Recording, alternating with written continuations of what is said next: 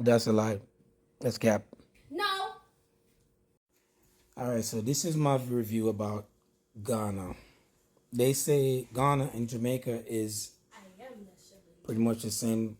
It's like Ghana and Jamaica have the same kind of culture and way of living and stuff like that. That's a negative. I'm Jamaican. Alright, so my experience here is mixed, I'll definitely say. And I did a connected flight, and their system when it comes towards infrastructure and built and stuff like that is totally different from Jamaica.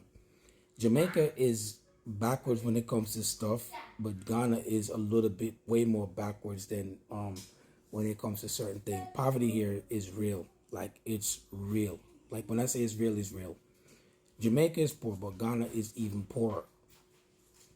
But the people in here is pretty cool. And that has nothing to do with me bashing anybody, anything of the sort, because poverty is pretty much everywhere. It's even in America too. It's in Chicago, it's in Detroit. But, you know, like America like to bash people country and call people country third world and saying it's poor. Yeah, poverty is everywhere, but Ghana is poor. Now, when I came here, the first thing that they did to me was they charged me for a visa. The visa that they charged me for, they charged me $100 a head. I was very annoyed by that.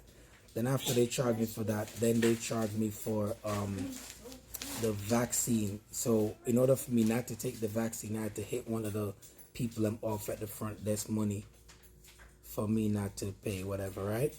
Then the other issue that I had was the earmark, or don't ever take that fucking flight. That flight is a basically hit and miss. They bundle everybody up on that fucking plane, and when they put everybody on that plane, if your bag get on it, you get on it. If it doesn't get on it, no go. One thing I'll almost always tell you guys to do too is make sure you get travel insurance, because if you don't get travel insurance, shit could go left here and you're assed out. You need travel insurance for medical, your baggage, etc. But I definitely recommend you guys should get travel insurance. So basically, I'm at the Cas Hotel, and I got catfish where they put the pool and the balcony, like everything was like all in one with the area, but it's actually on the rooftop. But the rooftop has a nice little view. The view is beautiful. You see like the skylines of the area, and you get to see like the moon. The moon is, when the moon is out, it's pretty beautiful. We went to the market. The market is very, very chaotic, very, very chaotic. And if you give like $1 or something like that, it's like a lot. I gave away a lot of singles and stuff like that to people, and they really appreciate it. I gave some to some Muslim people, some Christian people, and the country separated with two religions for the most. There's mostly Muslim and Christian people here. Something I don't like is when I'm on my social media and you got these people and then they start saying Muslim is better than Christian. I mean, like, I dislike that. You like what you like. If you like God, Allah, whatever your religion is, I respect it. But some of these fucking bum-ass Muslim motherfuckers don't know to respect people, religion. They think that Allah is better. I mean, like, we're all worshiping the same God, just a different name. So that's for those people. And Christian and Muslim people here get along very well. All right, so my overall experience here is pretty much mixed. If you're coming here, make sure you bring at least $2,000 to spend for the week, because if you don't have money, you're pretty much going to be homeless here. And people need to get this idea out of their head that just because you come on vacation, you're rich. You're not rich because you come on vacation, because everybody see a person that comes on vacation as dollar sign.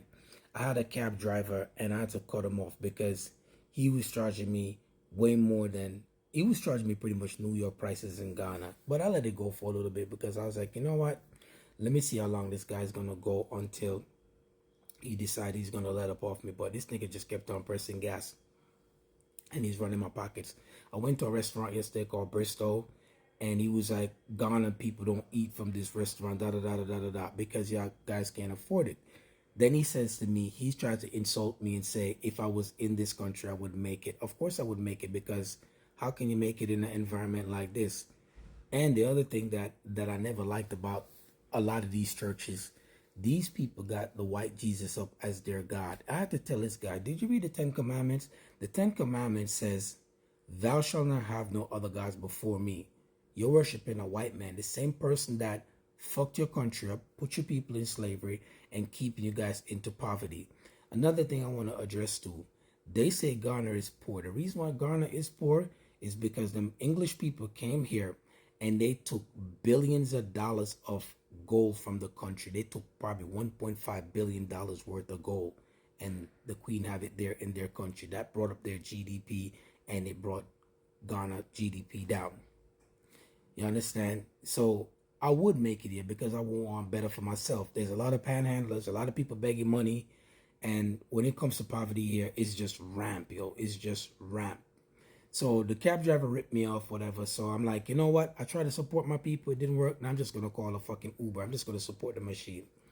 But if you come here, your best bet is make sure you just call a cab, and whatever rate it is, they charge you, because these people think that just because you come here, well, not these people alone, but just people on the whole. Whenever you go to their country, they think that just because you're on vacation, you got bread.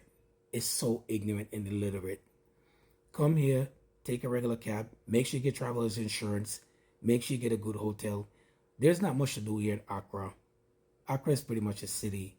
You gotta go like, if you're gonna do something, you gotta go maybe like 45 minutes, maybe an hour, 2 hours out in order for you to get to do some sightseeing. And time travels here a little bit different. I think we're like 8 hours behind when it comes towards New York time, or probably 6 or so. I don't know the proper calculation. But when you come here, just make sure you're bringing money, make sure you got clothes, make sure you got food.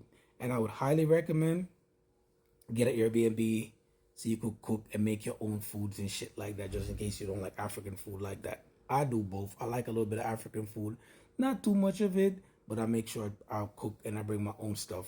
Accra is nice on the whole, but it's just you gotta have money and watch out for people that's gonna always try to scam you and try to get over on you.